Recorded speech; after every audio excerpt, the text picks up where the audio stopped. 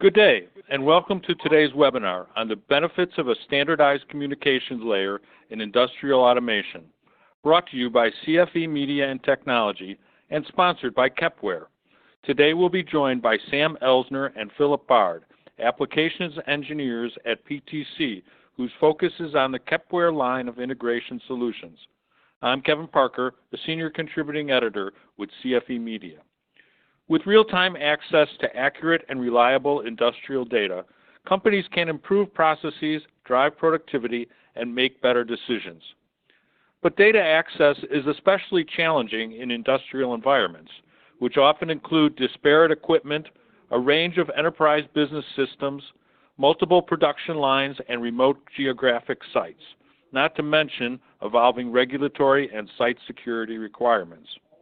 This is where standardizing on a communications layer is key. By implementing standardized data flow through a centralized and secure architecture, companies can provide a single source of industrial data to all of their automation devices, machines, and software applications. Our speakers today don't believe there should be or could ever be a single communications standard for industrial automation, but they do believe there should be as few separate standards as possible. Their interests lie in having efficient, secure means for managing applications layers using different standards with diagnostics for testing and troubleshooting, and the means to observe interactions between data sources and control targets, and between control clients and data consumers. During the broadcast, our speakers will contrast the pros and cons of different communication protocols, explore key data communication challenges, examine features common to communication layers, and explicate how standardized connectivity provides the performance and flexibility needed to future-proof your data for tomorrow. To get the best results from the webcast platform, please make note of the following as you participate in today's event. If you are having technical problems with audio or the slide presentation, click on the question mark at the top right-hand corner of your screen to bring up a list of system checks to make. If you are experiencing issues with your slides or audio, please refresh your browser or click the Refresh Media button directly under the presenter's headshot. If you need a technician, type a message into the Ask a Question box and someone will get to you as quickly as possible. Individual technical questions will be answered in the Answered Questions area. During the presentation, you can use the Ask a Question box on the left side of your screen to type questions for the live Q&A session at the end. You may ask questions at any time during the presentation. We'll get to as many as time allows. To download the presentation slides and certificate of completion, use the Event Resources box on the left-hand side of your screen. You can download the presentation and certificate of completion until the conclusion of the webcast. The link will break when the webcast signs off. This webcast is being recorded, including the Q&A session. We'll send you an email message within a week with a direct link to the webcast archive. Now we will hear from the sponsor of today's webcast, Kepware. At the conclusion of the video, you may experience a few seconds of silence to compensate for varied internet speeds. Please stay tuned after the video for today's presentation.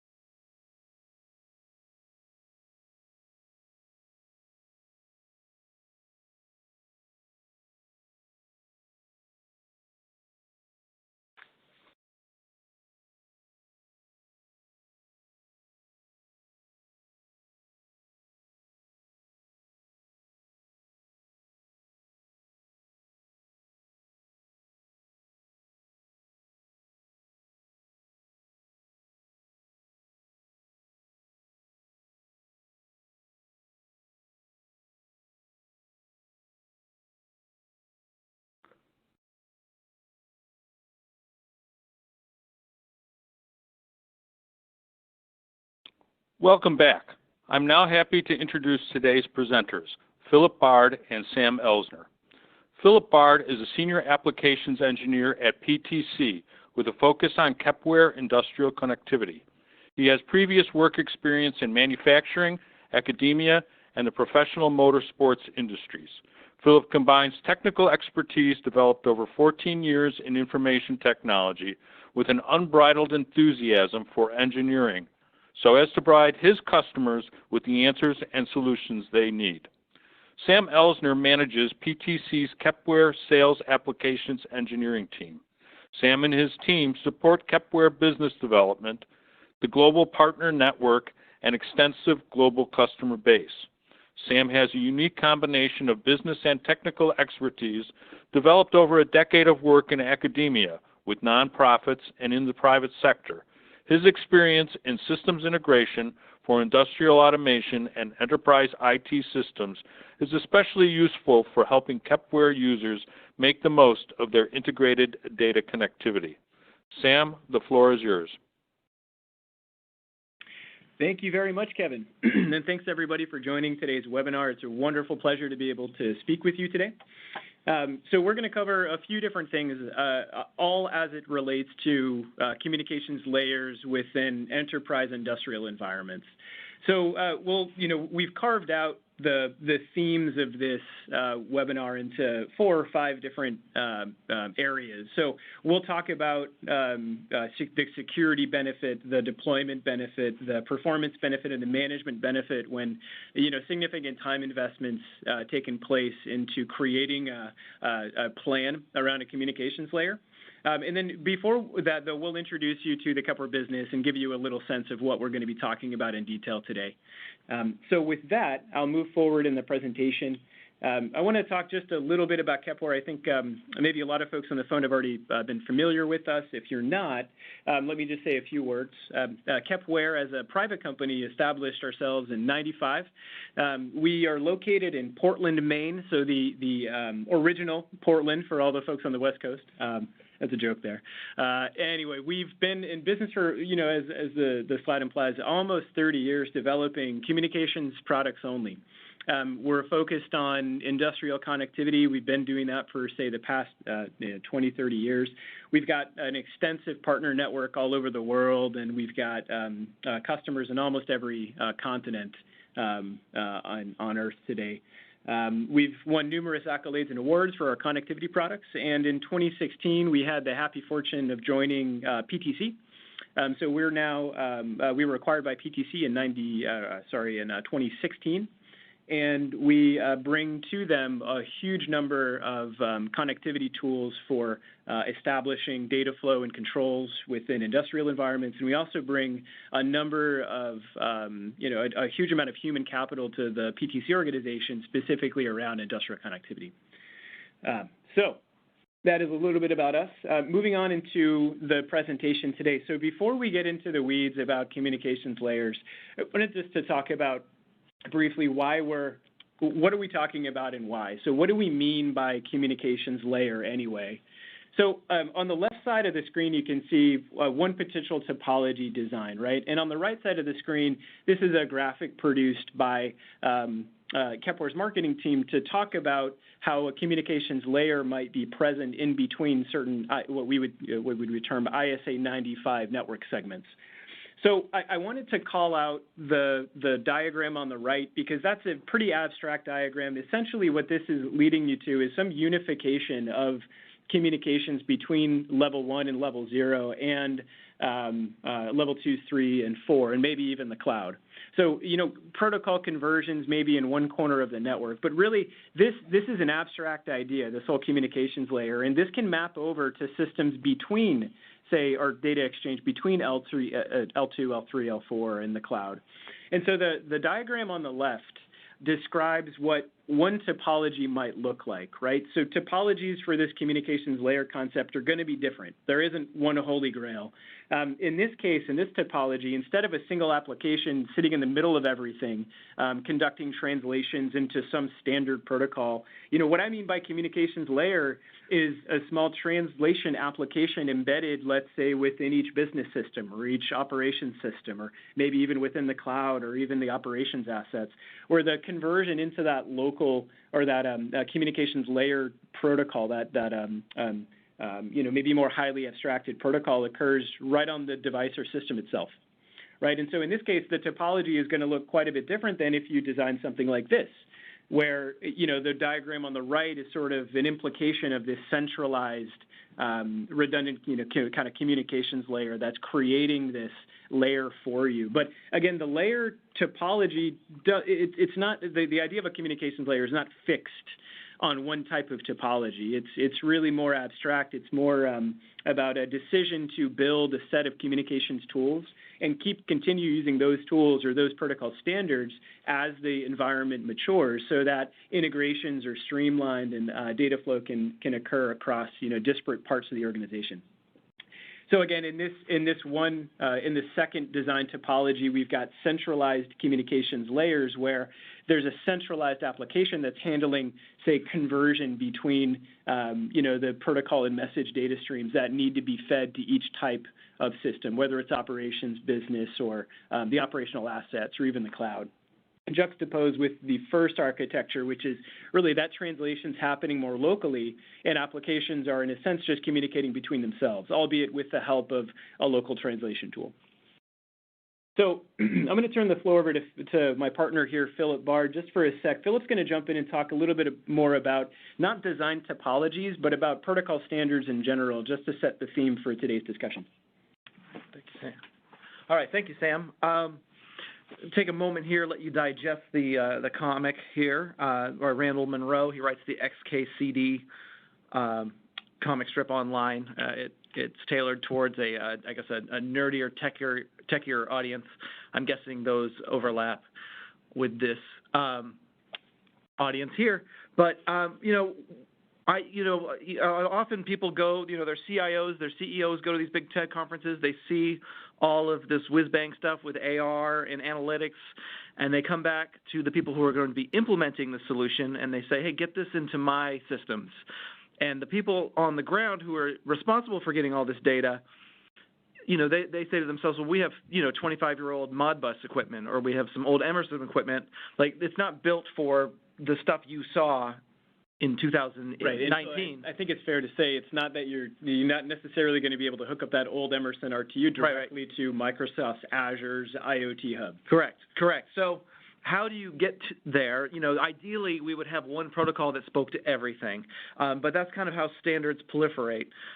People say, hey, why doesn't this cover everything? And they make a new standard, and often, it's an improvement on an old standard, but then you have all that existing equipment in the field that is still using the old standard. And so, it's not feasible economically or even just in your production to go and tear everything out just for communication standards. So what we talk about when we talk about standardizing is getting to as few as possible as quick as you can, as close to that edge, as close to production as you can. An analogy I'll use here is this is actually just a few blocks away from us here in Portland, Maine. It's an intermodal station. And what it is a rail yard comes in and trucks come in and put everything onto a boat to go across the ocean. So, getting everything from disparate sources into one central pipe that is easier to manage, has economies of scale, and is built for a specific purpose. Like in this case, it's built across the ocean. I've seen enough episodes of Top Gear where they try to get cars to go across the ocean, but it's just this is built for it. And so you have rules within each of these transports that you can standardize on and then simplify on. Yep. Thank you, Philip. And so there are certain benefits to creating the sort of standardized communications topology. There are security benefits, deployment benefits, performance benefits, and management benefits. Before I jump into those, I just want to go back to one analogy or one example of what we're talking about here. So see on top there about how standards proliferate, right? There's AC chargers as an example, or there's character encodings, ASCII and others, and Unicode and all that. And then there's instant messaging. The design topology instant messaging, it's interesting. There's a definite parallel to the prevalence of instant messaging types and the prevalence of industrial communications protocols. So just like human beings need to talk back and forth, and sometimes they use different applications, well, machines are doing the same thing, and they use different, Ethernet or serial languages to do that. Imagine if the company wanted to record everything that was happening on any instant message platform, but allow a user to use their instant messaging tool of choice. So imagine a centralized deployment like this that is almost like a unified messaging server that can serve information to Skype, it can serve information to Link, it could serve information to, AOL Instant Messenger perhaps, or, Google Chat. Any of those standards could potentially be supported by this unified messaging layer, and then it has the benefit of allowing you a single focal point to record and then manage all of the interactions around the instant messaging tools. So in this case, this parallel of instant messaging, we might be able to create a communications layer by creating a unified server that supports all these different chat clients, but gives us a single pane of glass to manage and store the chats that are happening, within my company, within my organization. So anyway, Sam, this is Kevin. If I haven't interrupted you, if you have more to say, but I do want to take a moment to encourage our listeners to send us their questions and perhaps ask a question of my own. If people think about Kepware historically, they think of them as having device driver libraries where one input was translated into another output. Is it fair to say that this is moving well beyond that kind of device driver strategy to more of a bus strategy where you have any variety of things that may come in as input and then are changed to an output as required? Is that fair, or have I got it wrong? No, I think that's entirely fair. Yeah, and it's more than that too, though. We're not necessarily trying to, there's a goal of reducing the number of messaging protocols, especially as you move up to different layers within the organization, right? So if I move from L1 all the way to L4, I don't want to be using an abstractless, like a very context-poor messaging protocol to move up to L4. But it's not only that desire to translate something into, a standard, single protocol for use throughout the organization. It's also a recognition that protocols have their purposes. And you may not be able to isolate all of the kind of messaging you need to a single enterprise bus. And then at that point, your topology might look more like something like this, where the enterprise bus is really provided by an application, maybe like Kepware, that sits in the middle that can translate with a set of drivers or southbound and a set of server interfaces or publish interfaces in northbound, where we're serving data into business systems and operation systems in this particular native protocols that those applications like best. So it's really twofold, the themes in this presentation here. There is certainly a goal, as there should be, to reduce the number of protocols used in the organization, but we shouldn't just blindly have a goal of reducing it down to one, necessarily. We may want to or need to acknowledge that there are useful aspects of certain protocol standards that, layer 4 that need to be maintained, and so our goal is to translate something on layer 1 to something to layer 4. Both topologies or both themes would be, in my mind, a communications layer, as exemplified by perhaps, these two different kinds of topologies here. Great, thank you. Thank you. All right, so into the different reasons why someone might want to standardize on a particular communications layer. So the first reason would be security, which is a huge discussion today, of course, with all of the abundance of Ethernet or Internet protocol accessible endpoints popping up within the network or within a plant, but outside of our network. I mean, it's a really important topic of discussion. So if we're able to, move the data to a standard messaging layer, or at least to move the data to an application that can convert data into another kind of messaging that's more appropriate for different parts of the organization, what we get the opportunity to do is have a fixed set of let's say, data payloads, at least that we can view, whether it's within the application that's conducting the translation or just listening on the enterprise message bus anyway. So on the left, you could see a screenshot of an Ethernet dissector called Wireshark. It reads network packet capture packet capture files. So if you look at what is happening in green, it would be wonderful if everything was plain text and human readable to me, and I could use a network dissector just to open it up and take a look at it. I would be able to potentially allow, IT admins or others, or with certain dissection tools, I can use encryption and still be able to parse and dissect packets.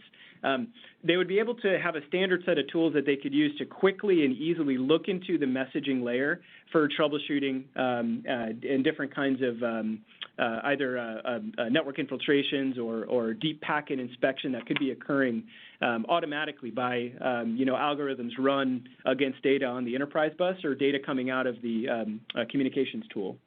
So, normalized data payloads out of the communications layer, they offer, consistent message types for inspection and routing algorithms. So it pairs up really nicely with IT. So if you said, well, okay, all this layer 0 and layer 1 stuff, I'm going to make a standard effort to turn it into JSON structures inside of HTTPS. That way, I can leverage port 443, which my IT team is constantly running deep packet inspection algorithms on 443 because it has, public and private certs necessary to do so securely. So you can have a much better time integrating your, say, IoT data needs or your traditional industrial data needs with the rigorous security paradigm set forth by enterprise IT if we're able to leverage standard messaging transports like HTTPS that have a huge foothold in enterprise IT or in business systems or in Ethernet networking in general. And have a number of security products available on the market that tie into them natively and can help protect the network. The other thing that, can benefit from standard messaging layers is, standardized access. It reduces the number of open ports, and it may eliminate the need for inbound ports. So, firewall considerations and routers. If you're working to get things more consistent to a single or at least a few different messaging protocols on layer 3 and layer 4, out of layers 1 and 0, you may be able to move that data more securely out of the network if you turn it into, for another example, an OPC UA packet that is secured using SSL, even before it leaves layer 1. Right. So there's certainly security benefits to focusing on creating a communications layer that's standardized, both in the type of application that's used to produce it and also the messaging layers or messaging streams that come from it. So again, just to reinforce this idea, we can oftentimes take a layer 0 or layer 1 protocol and convert it into something more secure for transmission throughout the rest of the network. And in this case, let's say it's payload encryption and unambiguous identification through certificates. That's something that OPC UA offers. So instead of passing Modbus, which, believe it or not, 20 years ago, Modbus was a fine tunneling protocol and security was an afterthought. At this point in time, it would be crazy to pass pure Modbus across the internet. Anybody could look into that packet.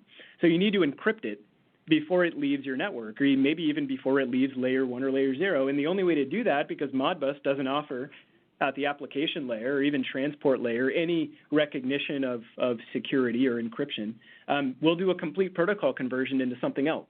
And in this diagram assumes it's OPC UA, but by the time it gets to the NPC, we might have converted that back to maybe a business layer protocol like HTTPS. Well, one more thing, Sam. Standardizing on a port also simplifies things for you because, Modbus is generally port 502. I'm trying to think through some others. Omron is 9600.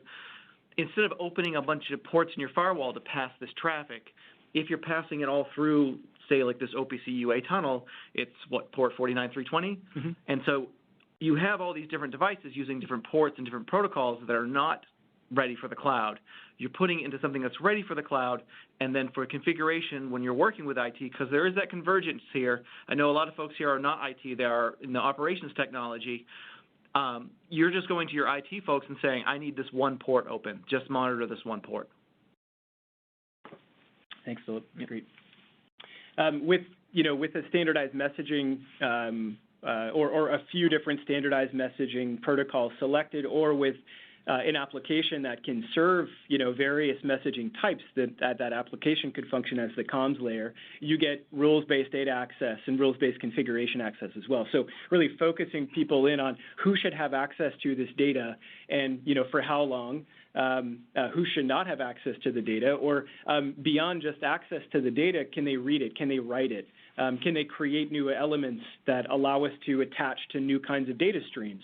There's all these, once you're working with a common set of tools or a common protocol, there are features that you're able to take advantage that offer you benefits like controlling the type of access to all this different data. And of course, different messaging algorithms use different authentication mechanisms. Some applications, from a data conversion or data gateway standpoint, tie into LDAP or Active Directory. So some of this can happen automatically. And that's the theme here. It's that, if you, again, try to reduce the number of protocols used in the environment, if, you're moving the data out to a higher level network layer, or even within network layers, try to use a highly abstracted feature-rich standard that provides lots of metadata and potentially security benefits like access control. That would be important to include in the decision about, A, what type of application to employ for, conversion-based communications layer stuff, and then what kind of enterprise bus protocol to select, because you want it to have, rules-based data access. And then finally, as I mentioned previously, some of these either messaging layers themselves or applications that conduct translation, they might tie directly into LDAP or Active Directory. But at least it's, central or at least identical management points for different systems integration. So you're not having to learn, 5 or 6 different user managers and authentication mechanisms just to support the kind of data flow that the company needs throughout the organization. So next up, we'll discuss deployment. All right. Thank you, Sam. Looking at deployment here, this slide just illustrates complexity if you're making one-to-one connections to all these different things. So, you have your PLC, your device layer, and you say, well, I want to connect it to HMI. And so you connect it to HMI. And if with no layer in between, you're making these one-to-one connections. So there is that bottleneck of you have to get that all set up. There's also another where, maybe the device can only handle one connection at a time. So you create this queuing problem. And then every time you add a new feature, let's say you're using an HMI, but then you go to a historian, or let's say you start building something in Azure. You want to start using MQTT. I saw one question asking if we are talking about MQTT, and that is one of the protocols we are talking about and capable of publishing with. You get this mix mash. Every time anyone sees anything they want to add to it, you have to make these one-to-one connections. So, going back to that intermodal station example, you have all these single transports of a truck taking to the intermodal station, and then you've got these shipping lanes you can send things out in. So as you add new capabilities to your business systems, let's say you start with an HMI, but then you start getting into you want analytics. You don't have to redo all the connections you've made to your industrial devices. Those have all been established when you set up your communications layer, in this case connecting to KEP Server EX. I did see someone asking, isn't the Kepware Protocol Translation Server basically a network gateway? They've been around for decades. What's unique in your approach? And the analogy I usually use is, you think of a translation, you might have an English to Spanish dictionary or something like that, but then you have C3PO in Jabba the Hutt's palace, where we speak 150 protocols, so we can take on all these devices, and we're adding new protocols every quarter. So, you might be doing something as standard as a Siemens device or an Allen Bradley device, but then someone's going to bring a scale to you in one of your facilities and say, well, I have this and it runs on SAT-bus or something crazy like that. You don't have to spend a bunch of time learning a new language or putting in yet another gateway, because most gateways I've seen for industrial protocols are one-to-one, like it's a Danfoss to Modbus type thing, XML to Modbus, or a field bus to Modbus. You can handle multiple in one central location. Yeah, just to add to that, I think we might mention this a little bit later in the presentation, but there is a request for a real-world example of some of these topologies, and here's one, right? Philip, I'm going to talk about the Forcia case study. The Forcia group out of Brazil, they were interested in integrating a series of Siemens PLCs into their manufacturing execution system, their MES. Their MES was entirely homegrown. It integrates to, it's really comprised of a bunch of different services that work together. It integrates to a bunch of different IT systems. And guess what the enterprise bus of choice is? Well, it's HTTP and JSON structures, right? So everything in the organization is really run by this MES, at least from the standpoint of process-oriented manufacturing. And so that was sort of the pinnacle, the heart of their whole organization was this MES that standardized on the use of HTTP. And so the poor folks, 15 years ago, they wrote a little translation application to take data from an OPC server that was connected to Siemens devices. And they wrote it in an OPC DA client environment. And it was really hard. They didn't have a ton of background in OPC, Microsoft Component Object Model programming. OPC DA has, it's certainly showing its age in modern development environments. They really struggled with it. So they came to us and said, look, we're interested in enhancing this interface. What would be great is if we could get you to speak the language of our entire organization, which is HTTP and JSON. And luckily, they had chosen Kepware for their communications layer application to conduct either gateway protocol conversions or driver-based, protocol conversion, that kind of thing. And so we were able to convert the Siemens PLC data directly into HTTP and JSON with the type of structure that they can easily parse and use within their MES. So that's also what I might mean about normalized data payloads. The company decides what is normal, whether it's an XML structure, a JSON structure, whether it's even human readable. Maybe it's a binary structure. But it's normal because everybody uses it. And then it's the data payload would be that normal structure that anybody peering in could immediately understand and take a look at. So this worked really well for Forcia. We converted everything into HTTP and JSON structures, and they were off and running and developing right away. Other companies, they might acknowledge that, they have HTTP requirements with JSON, but they also have MQTT clients that need that, and they have traditional SCADA. So their enterprise bus is, unfortunately, they have to have at least 3 different protocol standards employed. So this concept of the communications layer might change from one of let's use a normalized data payload for everything like an enterprise bus to one of let's select an application that can convert any data stream we need into any other data stream that we need so that we can plug everything in together and exchange data as if things were on a normalized payload, that an enterprise bus is delivering. So anyway, I wanted to jump in. I thought that Philip did a really good job there. I just wanted to piggyback on that for a second and pass that right back to Philip. All right, thank you, Sam. So along those lines, you see on this bottom layer, we see the vendor protocol A, vendor protocol B, vendor protocol C, all these different protocols, whether it's the, speaking to Allen Bradley, Siemens, Omron, Modbus devices, every time you add a new shipping lane, to use that analogy again. In this case, we're showing OPC DA or UA up to a server or REST MQTT up to a cloud.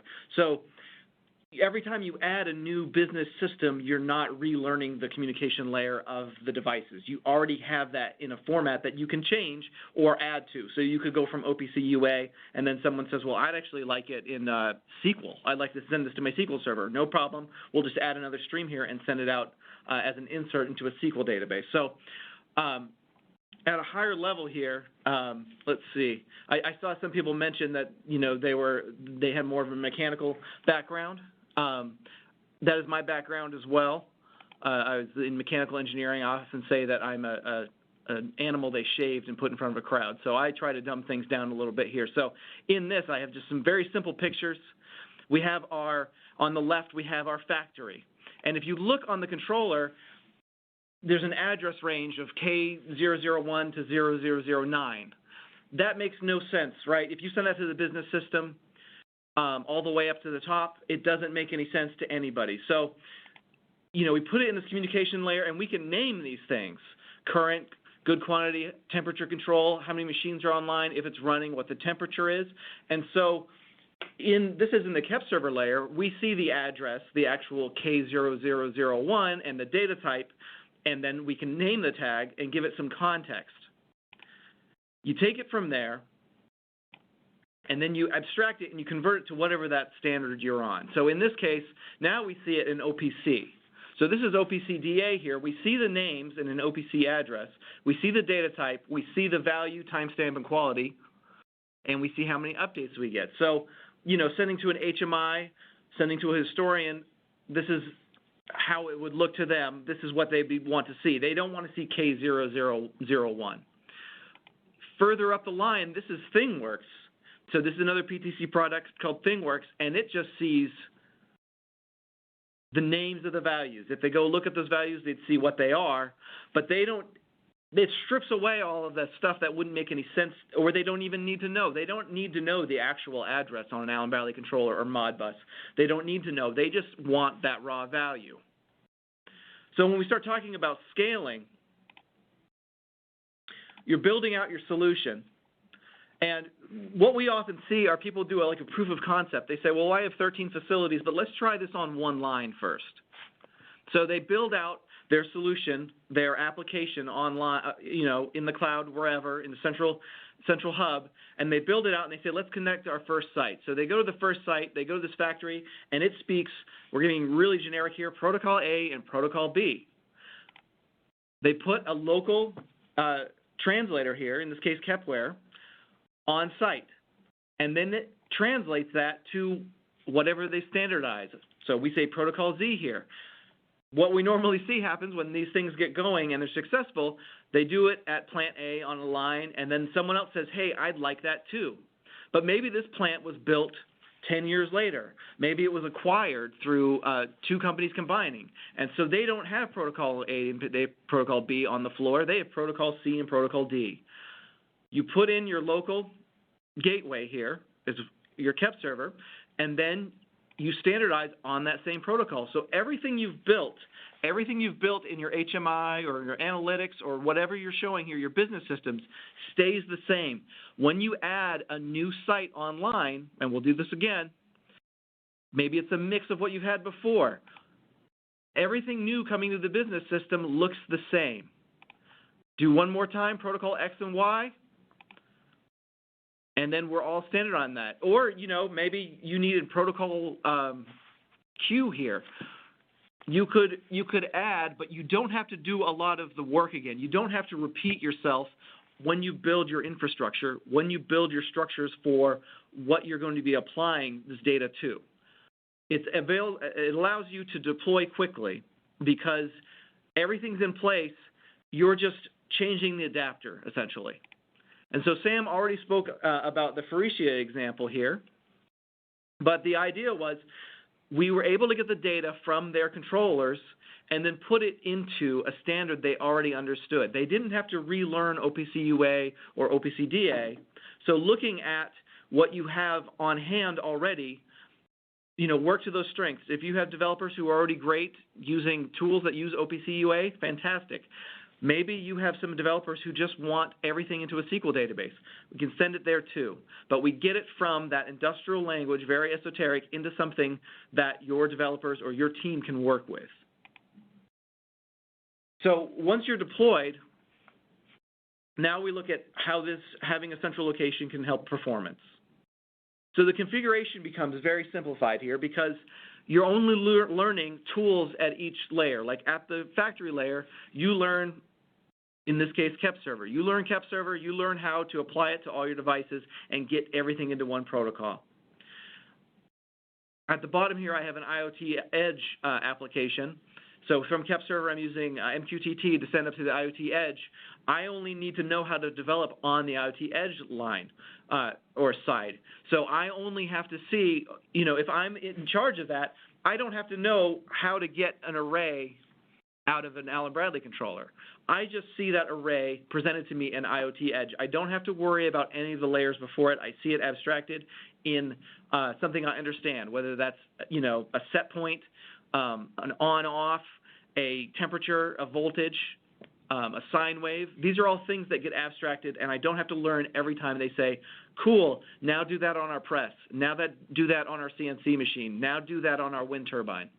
These all look the same at that top layer. The diagnostics become simplified as well because you have this central hub everything's going through. Sam had the Wireshark example earlier. We have some built-in with some errors that show, based on what we're seeing from the controller itself, or we can even look at the transmission coming across the line and just see into what's coming across and make sure it matches what we expect. Right, and if you were using an enterprise service bus, instead of, say, focusing on an application to conduct all the translation for you into some proprietary format, it would be expected that the enterprise service bus that you would choose has, you would have tools to quickly and easily look into those normalized data packets and see if there are errors or see if there are, issues going on the network because the packets themselves might be self-describing. You might have chosen part of that JSON structure might have a few elements to talk about, success or failure in acquiring the data from the target system and other metadata about maybe errors that have occurred during that. So the idea would be that, whether you used an application or series of applications as a layer to conduct conversions for you, or if you went to the enterprise bus route, in either case, you would get the advantage of simplified diagnostics for different reasons in each example, but still the same thing would be there, the simple, easy way of looking in and understanding what's happening in the network, and thus the end devices. Yeah, and I see a performance-related question here asking if that creates a network bottleneck at all. And that's a really good question. So, you're going to connect to all your devices on the floor, and some PLCs you connect to might have 90,000 tags in them. But you're not going to be most likely asking for 90,000 tags every second. So, there's going to be some key performance indicators you're looking for.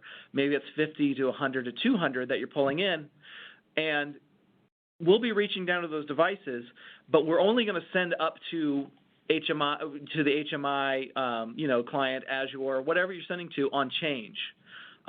So it's not a bunch of chatter across the line. And actually, let's look a little further here on the next slide, because we're going to talk about, two of the main ones we talk about. And one of the performance things you can look at is you can tailor to your environment. So, if you're in a high-speed network on a factory floor and it's very controlled, you could look at that traditional OT network with OPC UA because you have high throughput. You can get a bunch of tags at once. But, often in things like oil and gas or water treatment, you have a bunch of equipment that's out in the field. And it's far-flung. It's using cell towers to get data. So, you don't have the luxury of that high throughput. So maybe you use something like MQTT, where it's a publish-subscribe methodology instead of a client-server. With a client-server, it's saying the client is saying, hey, give me this data at this scan rate, and we say okay, and we go down to the device and grab it. Pub/sub is going to just send out changes whenever they're there, and then what would traditionally be the client or the endpoint is just listening. It's subscribing to that, so it's not reaching out across the wire every second saying, give me this data. It is just saying, hey, I'd like to know when this changes, and then the MQTT device says, great, I'll send it to you when I have a change. So, for performance, you can tailor to your environment. And we very much encourage benchmarking. Anytime you're building in the solution, you want to make sure that you can handle the throughput you're looking for, and look at the scan rates you want.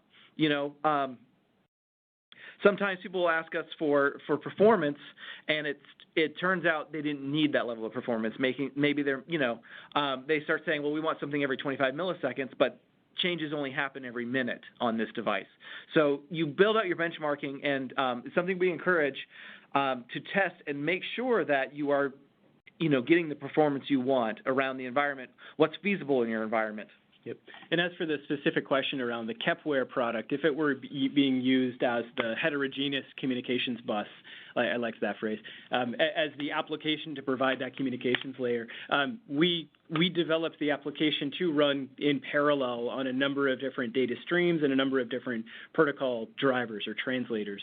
So as load increases, we scale that out through allocating additional process threads within KEP-server, meaning we'll scale when needed and we'll contract when needed to still support, quote-unquote real-time operations to the tune of, say, 50 to 100 millisecond cycle times.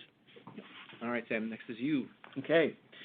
All right. So lastly, I wanted to talk about the management benefits. So these are probably pretty obvious by now.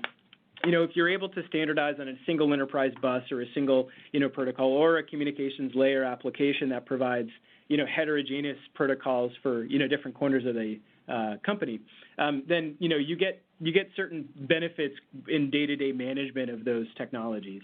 So, first off, you don't have to learn all of these different tools just to do your job. You end up needing Wireshark for the enterprise bus and, Postman to inject, HTTP and JSON packets into the enterprise bus to see how things work, right? So you build expertise in packet dissection and in an HTTP client, and then you can do your daily work because you're not having to, learn every single individual protocol that is, being used by these disparate systems. If you do end up going with, an application for a communications layer, then at least you have the focal point of the diagnostics and troubleshooting being that application where we have tools to show you what's happening within all these different proprietary languages that you might not otherwise have access to. So really about a single consistent set of tools for, a variety of communication tasks. And, it's better, the ideal is not to run multiple types of applications that deal with the same work, for a different data stream and with a different workflow, with different licensing mechanisms and troubleshooting techniques. I mean, in our operations tech world, I think, hey, a lot of our customers run, vendor-provided OPC servers and, say, Matricon OPC servers and Kepware OPC servers and maybe Softing OPC servers and others. If there is support for all the different kinds of protocols you need and features you want, then it's best to consolidate those down to the fewest different types of applications as you can, because obviously that's going to chew up less of your own cycles in learning them and maintaining them. Secondly, IT-driven tasks or OT-driven tasks around system reliability, they're easier if things are standardized, either on a single set of applications to perform translation or maybe even on an enterprise bus. So, tracking of those messages on the enterprise service bus, they could all be, kept in a transaction log and stored. Or if it's an application that's providing you translation, well, maybe a backup software. If it's the same application, it's easier to configure backup software to go out across the network and grab, important files from the same locations on all these different PCs because the same application was installed and configured in the same way to create that single uniform communications layer. So, and again, of course, then we get other benefits like being able to manage the deployment of security updates to those translation applications. You can, potentially centrally manage version control of those applications as well. It's really about reducing the different number of applications you need to learn to support your enterprise bus. And reducing the day-to-day drain on your own time by having to support so many disparate either, Ethernet or serial protocols or applications to support that enterprise bus. So I wanted to move into a topology example using KEP-server, and then we'll jump right into questions. So the topology example using KEP-server, it's in this scenario, it's not building a single enterprise bus. It itself is functioning as that heterogeneous communications layer or the enterprise bus where the only movement of data in the same form is within Kepware, and everything outside of Kepware is one protocol translated to another.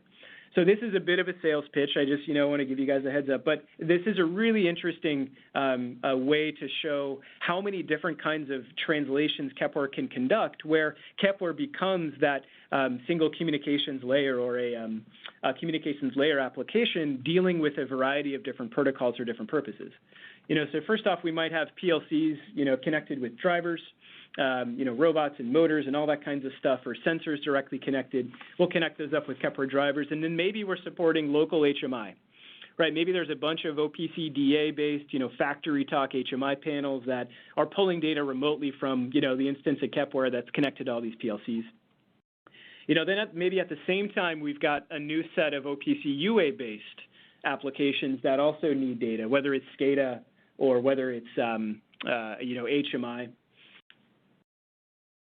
And then from there, maybe we have DCS and RTU systems to connect to. So big equipment, things with PLCs already included, and just not general purpose, custom automation lines. Maybe we're talking CNCs and pump systems and, surface mount technology, all kinds of stuff. And so we're able to use PLC drivers and RTU and DCS drivers to speak with them at the same time that we're doing the other PLC work with robots and sensors and direct PLCs.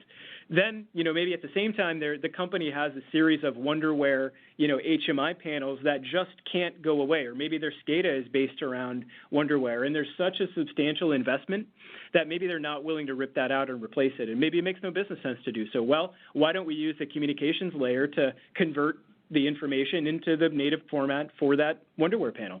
So we support SweetLink natively and other kinds of proprietary interfaces for different SCADAs. And then at the same time, hey, why don't we just go ahead and push data into a historian or a database, and maybe we do that directly interacting with the database ourselves, or maybe, they're using SAP or OSI Pi or Factory Talk Historian or Wonderware Historian, and they're using some kind of OPC or DDE-based standard to get information out of Kepware.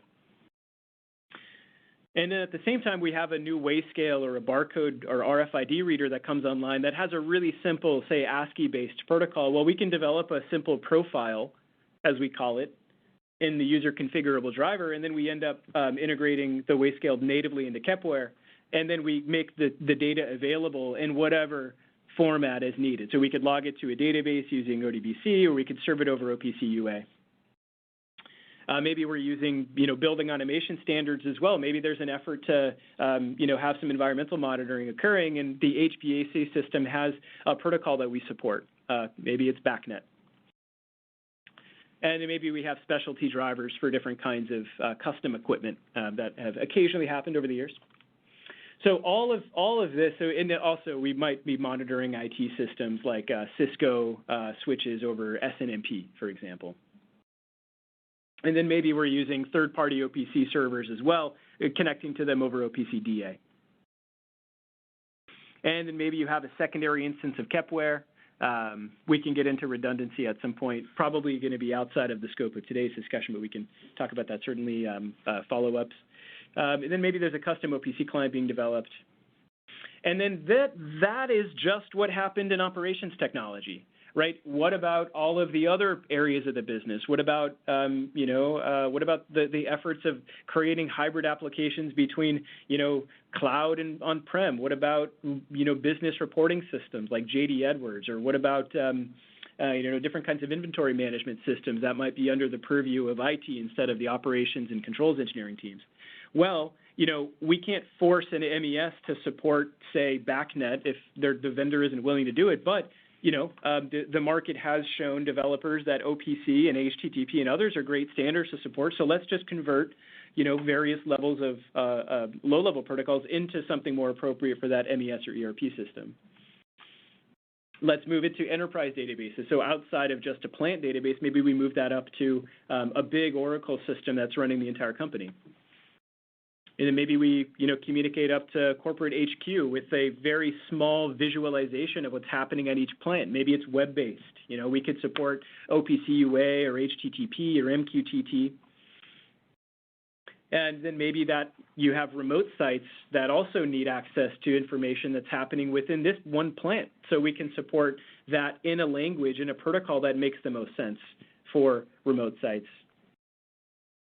And then maybe we get into the world of big data and big-time analytics and cloud. Then, there's a whole different series of standards that a lot of folks don't have any interest in employing in operations tech or any ability to yet, but are a prerequisite for doing anything within, say, cloud platforms or big data analytics.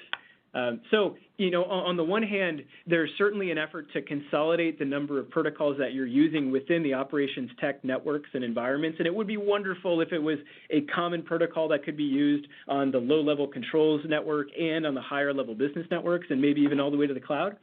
And that was possible for Forcia, for example, but it may not be possible for your environment, in which case you could focus on an application like Kepware. We're not the only game in town, but you could focus on an application like Kepware conducting specific protocol conversions for you, and that application effectively becomes your communications layer and your standard way of moving data around your organization. So with that, that is the last piece. And I wanted to open it up to discussion and questions with the time that we have remaining.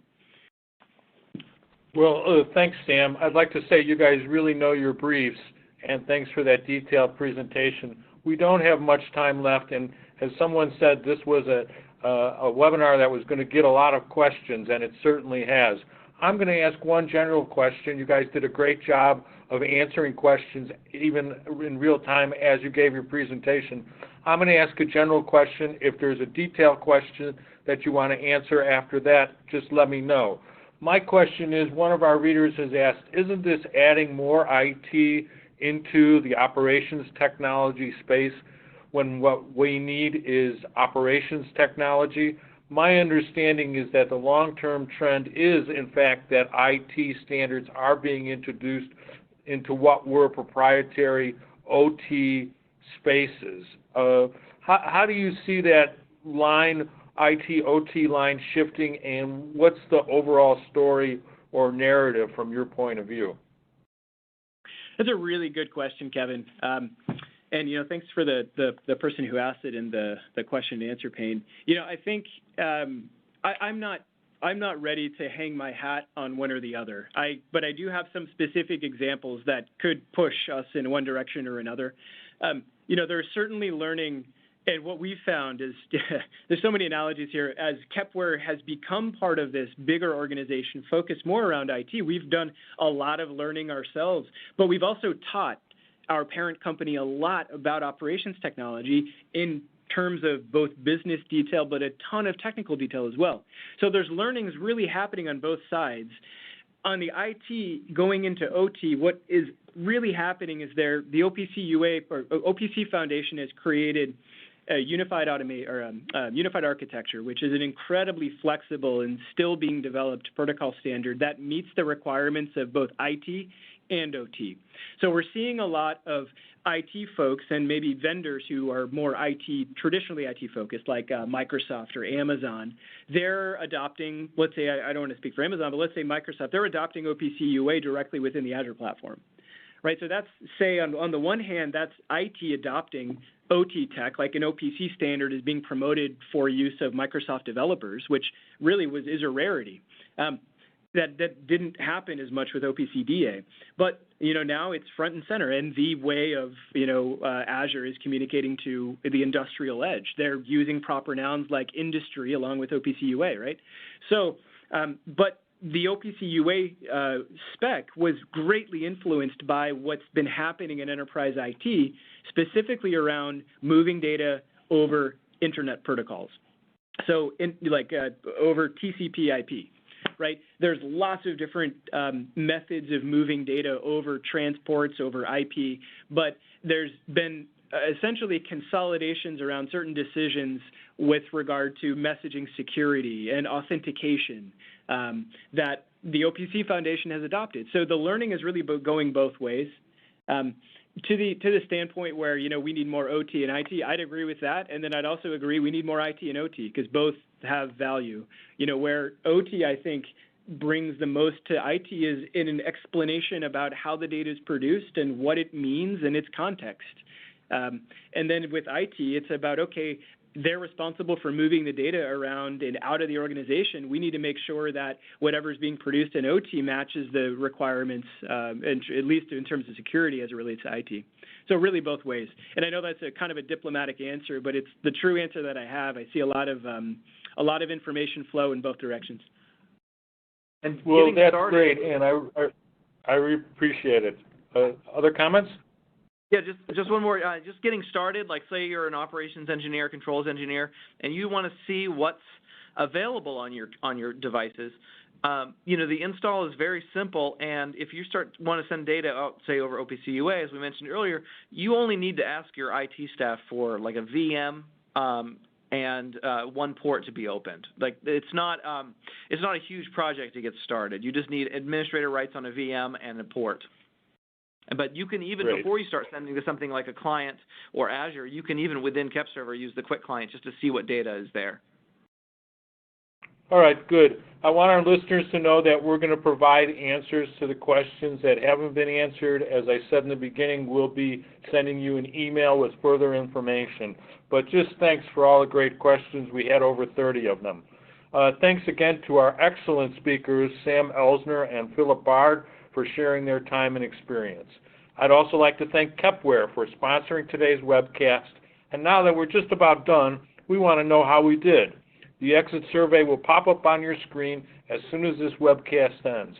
Please take a moment to complete it as we use this information to improve our webcasts. On behalf of CFE Media and Technology, thanks for attending, and we'll see you next time.